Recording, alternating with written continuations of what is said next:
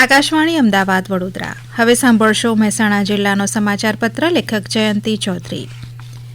મહેસાણા જિલ્લામાં આસો નવરાત્રી પર્વનો પ્રારંભ થઈ ગયો છે. જિલ્લામાં બહુચરાજીમાં બહુચર માતાજી મંદિર અને ઊંઝા ખાતે આવેલ ઉમિયા માતાજીના મંદિરે નવરાત્રી યોજાઈ રહી છે.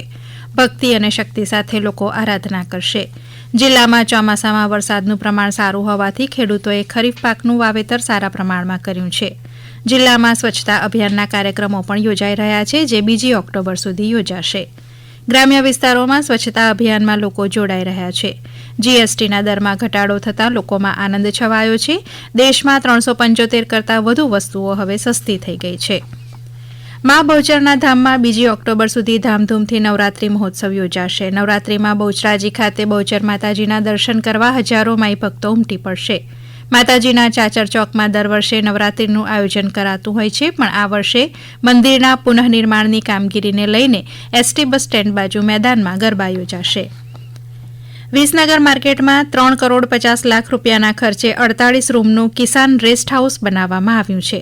4000 ચોરસ ફૂટમાં બનાવેલા 3 માળના આ રેસ્ટ હાઉસમાં 6 રૂમ ખેડૂતો માટે, 7 રૂમ સફાઈ કર્મચારીઓ માટે, 1 માળ રાજસ્થાન અને બીજો માળ બિહારના મજૂરો માટે ફાળવવામાં આવ્યો છે. આરોગ્ય મંત્રી ઋષિકેશ પટેલના હસ્તે તેનું લોકાર્પણ કરાયું હતું. જિલ્લામાં ખરીફ પાકનું 2.71 લાખ હેક્ટર જમીનમાં વાવેતર થયું છે, એટલે જિલ્લાના 97% વાવેતર થઈ ગયું છે. ખેરાલુ, સતલાણસા, વડનગર, વિજાપુર અને વિસનગરમાં પણ વધુ વરસાદના પગલે 100% વાવેતર થયું છે. જિલ્લામાં દિવેલાના પાકનું વાવેતર 94,000 હેક્ટરમાં થયું છે, જ્યારે મગફળીનું 24,000 હેક્ટરમાં, કઠોળના પાકોનું 12,000 હેક્ટર કરતાં વધુ થયું છે. ડાંગરનું 9,000 હેક્ટરમાં, કપાસનું 27,815 હેક્ટરમાં, શાકભાજીનું 12,606 હેક્ટરમાં વાવેતર થયું છે. જિલ્લાના પવિત્ર યાત્રાધામ બહુચરાજીને હવે ગ્રામ પંચાયતમાંથી નગરપાલિકાનો દરજ્જો આપવામાં આવ્યો છે. રાજ્ય સરકારના શહેરી વિકાસ અને શહેરી ગૃહ નિર્માણ દ્વારા આ અંગેનું સત્તાવાર જાહેરનામું બહાર પાડવામાં આવ્યું છે. બહુચરાજી ગ્રામ પંચાયત સ્થાનિક વિસ્તારને હવેથી નાના શહેરી વિસ્તાર તરીકે ઘોષિત કરવામાં આવ્યો છે.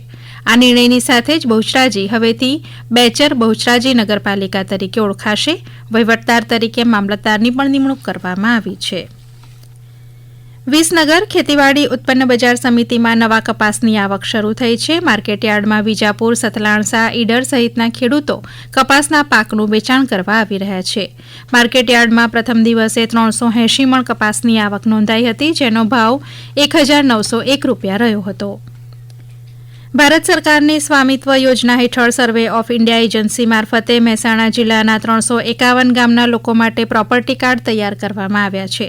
તેમજ 99,000થી વધુ મિલકત ધારકોને પ્રોપર્ટી કાર્ડનું વિતરણ કરવામાં આવ્યું છે.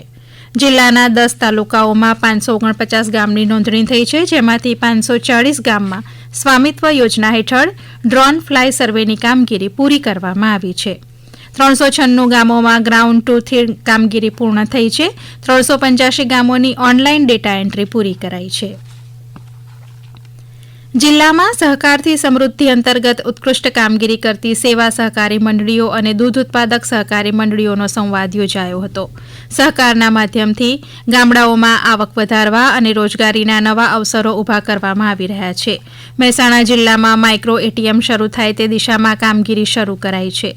ફતેપુરા, બદપુરા અને વલાગલા ગામને માઇક્રો એટીએમ આપવામાં આવ્યા છે. ધિરાણ વસૂલાત વૃદ્ધિ સહાય યોજના અંતર્ગત મહેસાણાના મરેડા અને મુલસણ ગામની મંડળીઓને પ્રોત્સાહિત કરવામાં આવી છે. ગ્રામ્ય અને ખેતી આધારિત અર્થતંત્રમાં સહકાર ક્ષેત્રની ભૂમિકા મહત્વની છે. જિલ્લામાં રાષ્ટ્રીય બળ સ્વાસ્થ્ય કાર્યક્રમ અંતર્ગત આંગણવાડી અને શાળા આરોગ્યની તપાસણી દરમિયાન જન્મથી 18 વર્ષની ઉંમર ધરાવતા 215 જુવેનાઇલ ડાયાબિટીસ ધરાવતા બાળકો શોધાયા હતા.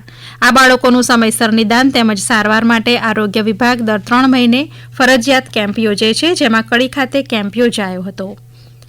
આપ સાંભળી રહ્યા હતા મહેસાણા જિલ્લાનો સમાચાર પત્ર. લેખક જયંતિ ચૌધરી. પ્રસારણ આકાશવાણીના અમદાવાદ વડોદરા કેન્દ્ર પરથી કરવામાં આવ્યું.